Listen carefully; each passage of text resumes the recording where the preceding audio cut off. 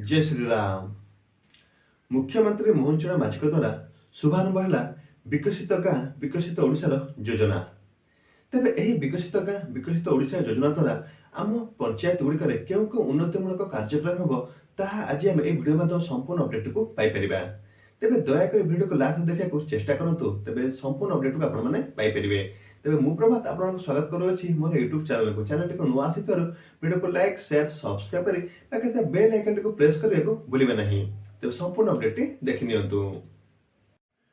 ମୁଖ୍ୟମନ୍ତ୍ରୀ ମୋହନ ଚରଣ ମାଝୀଙ୍କ ଦ୍ୱାରା ଖୋର୍ଦ୍ଧାରେ ବିକଶିତ ଗାଁ ବିକଶିତ ଓଡ଼ିଶା କାର୍ଯ୍ୟର ଶୁଭାରମ୍ଭ ହୋଇଛି। ତ କେଉଁ ଜାଗାରେ ହେଲା ନା ଖୋର୍ଦ୍ଧାରୁ ଏହା ଶୁଭାରମ୍ଭ ହୋଇଗଲା। ତେବେ ଆପଣମାନେ ସମସ୍ତେ ଦେଖିନିଅନ୍ତୁ ଆପଣମାନଙ୍କ ପଞ୍ଚାୟତରେ କେଉଁ କେଉଁ କାର୍ଯ୍ୟ ଏହି 5 ବର୍ଷ ମଧ୍ୟରେ ହେବ ବିକଶିତ ଗାଁ ବିକଶିତ ଓଡ଼ିଶା ଯୋଜନା ଅନୁସାରେ।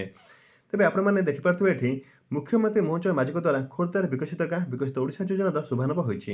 ଏହି କାର୍ଯ୍ୟକ୍ରମରେ ପଞ୍ଚାୟତରାଜ ଓ ଗ୍ରାମ ଉନ୍ନୟନ ମନ୍ତ୍ରୀ ରବିନାରାୟଣ ନାୟକ, ସ୍ଥାନୀୟ ବିଧାୟକ ପ୍ରଶାନ୍ତ ଜଗଦେବ, ଏକାମ୍ର ବିଧାୟକ ବାବୁ ସିଂ ଓ ଜିଲ୍ଲାପାଳ ଚଞ୍ଚଳ ରାଣା ପ୍ରମୁଖ ଉପସ୍ଥିତ ଅଛନ୍ତି।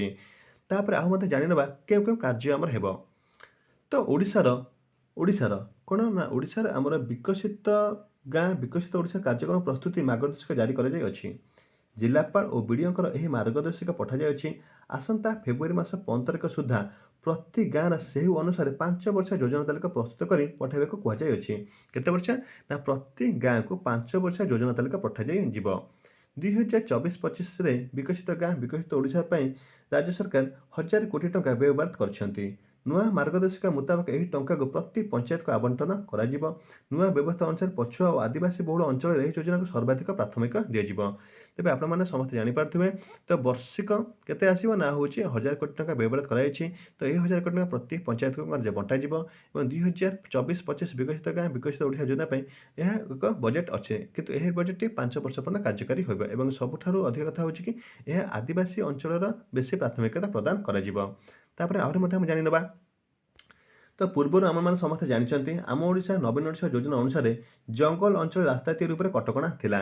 ଏଣିକି ଏହି ଯୋଜନା ଅଧୀନରେ ପ୍ରତି ବ୍ଲକରେ ରିଡ଼ିଂ ରୁମ୍ ଏବଂ ପଠନ ଗୃହ ବ୍ୟବସ୍ଥା କରାଯିବା ସହିତ ଏଠାରେ ପଢ଼ାପଢ଼ି ପାଇଁ ଇଣ୍ଟରନେଟ୍ ସୁବିଧା ମଧ୍ୟ ରହିବ। ପୂର୍ବାହ୍ନ 9ଟାରୁ ରାତି 9ଟା ପାଇଁ ଏହି ଯୋଜନା ଖୋଲା ରହିବ। ପ୍ରତିଯୋଗିତାମୂଳକ ପରୀକ୍ଷା ପାଇଁ ପ୍ରସ୍ତୁତ ହେଉଥିବା ପିଲାମାନେ ସେଠାରେ ସ୍ୱଳ୍ପ ଦେଇ ଆରାମରେ ବସି ପାଠ ପଢ଼ିପାରିବେ। ସେହିପରି ପଞ୍ଚାୟତର କଲ୍ୟାଣ ମଣ୍ଡପ, କମ୍ୟୁନିଟି ସେଣ୍ଟର, ଗାଧୁଆ ତୁଠ, ପୋଖରୀ, ନଦୀ କୂଳର ଚେଞ୍ଜିଂ ରୁମ୍, ମାର୍କେଟ ସେଡ଼ିଂ ତିଆରି ପାଇଁ ଟଙ୍କା ମିଳିବ। ଭୋଗ ମଣ୍ଡପ ଭାଗବତ ଟୁଙ୍ଗି ମଧ୍ୟ ତିଆରି ହେବ। ତ ଆପଣମାନେ ଜାଣିପାରୁଥିବେ ପୂର୍ବ ଯେଉଁ ଯୋଜନାଟି ଥିଲା ଆମର ଆମ ଓଡ଼ିଶା ନବୀନ ଓଡ଼ିଶା, ସେହି ଢଙ୍ଗରେ ବିକଶିତ ଗାଁ ବିକଶିତ ଓଡ଼ିଶା ଯୋଜନା ମଧ୍ୟ କାର୍ଯ୍ୟକାରୀ ହେବ। ତ ଏହି ଯୋଜନାରେ ବର୍ତ୍ତମାନ ପାଇଁ ଏକ ନୂଆ ଗୋଟେ ଜିନିଷ ଆସିଯାଇଛି କ'ଣ, ପ୍ରତି ବ୍ଲକ ଗୁଡ଼ିକ ଏବଂ ପ୍ରତି ଗାଁ ଗୁଡ଼ିକରେ ଗୋଟେ ରିଡ଼ିଂ ରୁମ୍ ରହିବ। କାରଣ ପ୍ରତି ବ୍ଲକରେ ଗୋଟେ ରିଡ଼ିଂ ରୁମ୍ ରହିବ। ଯେଉଁ ରିଡ଼ିଂ ରୁମ୍ରେ କ'ଣ ରହିବ ଇଣ୍ଟରନେଟ୍ ସୁବିଧା ମଧ୍ୟ ରହିବ, ଯାହାଦ୍ୱାରା ଯେଉଁମାନେ କମ୍ପିଟେଟିଭ୍ ଏକ୍ଜାମ୍ ପ୍ରିପାରେସନ୍ କରୁଛନ୍ତି ସେମାନେ ପାଠ ପଢ଼ିବାକୁ ସୁବିଧା ପାଇପାରିବେ।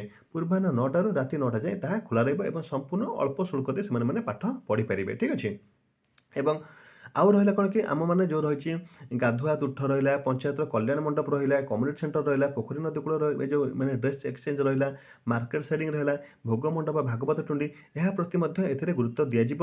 ଯାହାଦ୍ୱାରା କି ଆମର କେତେ ନା 1000 କୋଟି ଟଙ୍କା 5 ବର୍ଷରେ ଖର୍ଚ୍ଚ କରାଯିବ, ଯାହାଦ୍ୱାରା ପ୍ରତି ପଞ୍ଚାୟତ ନିହାତି ଭାବରେ ହସି ଖେଳି ଉଠିବ। ତ ଏଇଭଳି ଭାବରେ ସମ୍ପୂର୍ଣ୍ଣ ଅପଡେଟ୍ ଯଦି ଆପଣମାନେ ପାଇପାରିଥିବେ ଭିଡ଼ିଓଟିକୁ ଦୟାକରି ଲାଇକ୍ ସେୟାର ସବସ୍କ୍ରାଇବ କରି ପାଖରେ ଥିବା ବେଲ୍ ଆଇକନକୁ ପ୍ରେସ୍ କରିବାକୁ ଭୁଲିବେ ନାହିଁ। Thank you. ଜୟ ଜଗନ୍ନାଥ, ଜୟ ଶ୍ରୀରାମ।